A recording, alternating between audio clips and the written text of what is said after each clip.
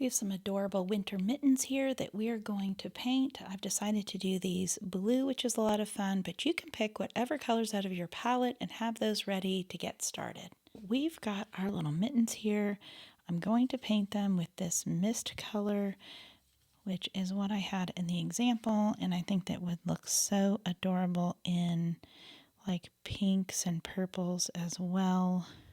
Even though there's snowflakes on the pattern here, I can imagine that being knit or embroidered into here in any color we want. So I'm kind of going around this kind of ribbed edge that you would see in a mitten. These are definitely handmade because each one is a little bit different. And you can add patterns and designs to yours as if you had knit that yourself. So we'll just leave those like that for right now, and now we'll start to work on, this is kind of tonal, so the style I'm going to do is like my example where I'm doing a darker color here, and then I will actually go around each of these patterns afterward with an overall background color. So you could also start with a light blue wash and do that across everything first, wait till that dries, and then do what I'm doing now. So you can wait till the end and see what I did and kind of decide what you think you might feel most comfortable with. I kind of like to do this because I know that going around each one, it just kind of forces me to create sort of that watercolor patterning.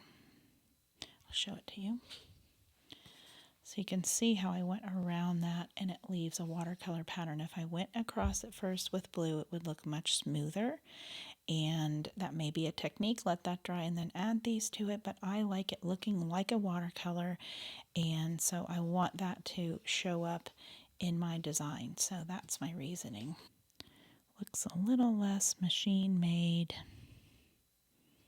and it's just really a stylistic choice, so that's up to you. And that's a little too dark. Went right out of my box instead of over here my palette that I originally was doing. So I'm going to go and just blot that back a little bit. That way it won't stand out as being so different than the rest of my design.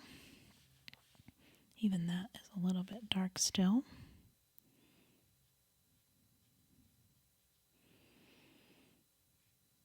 And I basically do the same thing. You're welcome to just kind of skip over this because I really won't have much more to add for right now. We're just doing the same process, filling in each of these little spots.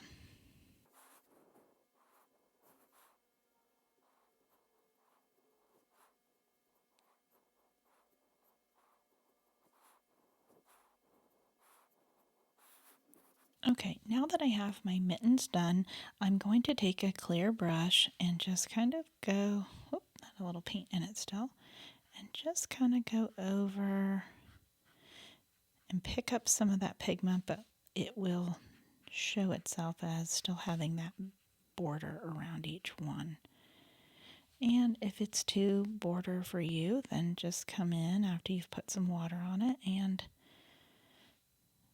tap in some color so it's not so squared off looking. And I'm going to let the mittens dry for a little bit before we work on the overall color. You can just leave it white like this because it's super cute. But we're going to work on our clothespins here, and I've got this, I'm going to do mine in brown, and I'm going to go around and leave kind of a white.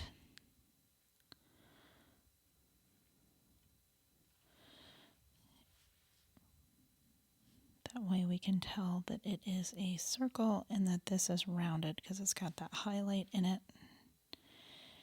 And we can go ahead while we've got our brown and sort of find this twine that they're hanging on. I bet whoever wore these mittens, They were out in the snow and they got all wet and they need to be hung up to dry out. I don't know if any of you grew up or live right now in the north, but I live in the south now, and back in the day we didn't have that great technology and we had to wear these kind of mittens. Boy, they would get so soppy wet. So that was too close to that still wet area, so just be mindful of that. And now I'm going to wait for that to dry, and I'm going to create a green for these leaves. Are not exactly look not exactly holly, not exactly eucalyptus. Got a strip of paper here to try out some green, and I do like this green here. So turn my paper so that I don't get my hand in there. Using the small point of my brush again, just kind of dabbing a little bit of color in each leaf, going out to the tip with the smallest part of my brush, but then I'm leaving a little bit of white in some places so that it's not completely filled in. Whoop, I went right through there, didn't it? Want it to look like it's in the background, so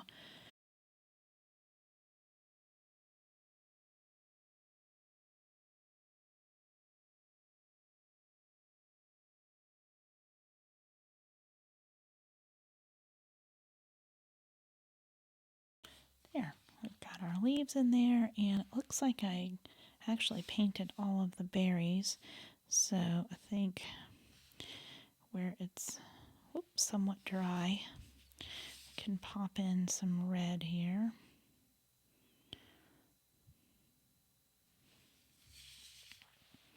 And that's okay with me that it traveled. Looks kind of fun. And I'll add a little bit of darker brown on my twine. So I've got two colors.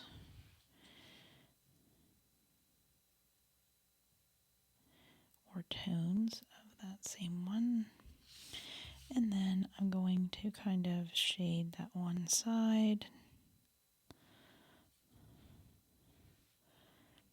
Get the back of that.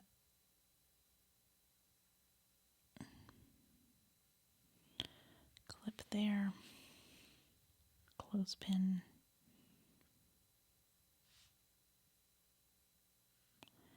And that over there is the top of the twine, in case you were wondering. And now we can start to paint our mitten. I'm going to take a watered down version of what I was using before. I'm squeezing some water into this right here and just kind of start from that place and see how I like it. And I'm kind of working my way around these little motifs, and it's okay if you get too close and activate some of it because that'll just add to the interest. But I wouldn't just go straight across everything. It'll just dilute your design. You can always go back over it afterwards again, but see how I did that up there? It was dark enough to handle that, but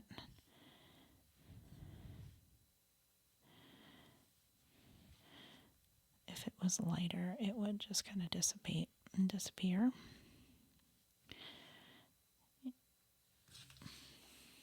I like how this is looking along here, and then we'll add a little bit of a shadow later. So we know this is full of pigment right here because it was so dark. And now we'll just move my brush around this design like so.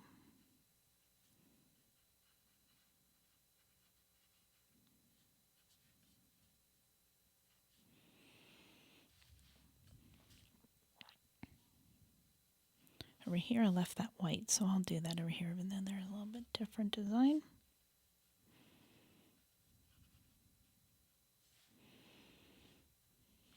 And then we would just come along, would be basically done at this point, and to just kind of actually need maybe a little bit stronger pigment in my brush.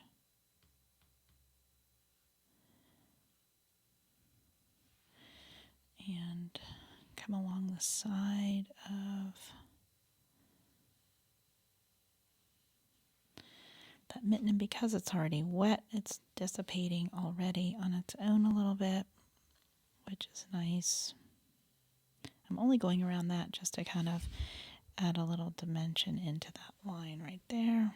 So we're basically done. You can just go add in a little bit of water and pigment in here if you'd like, and just kind of play around with what you've done. Add a little shade and shadow, but this is basically our winter mitten motif.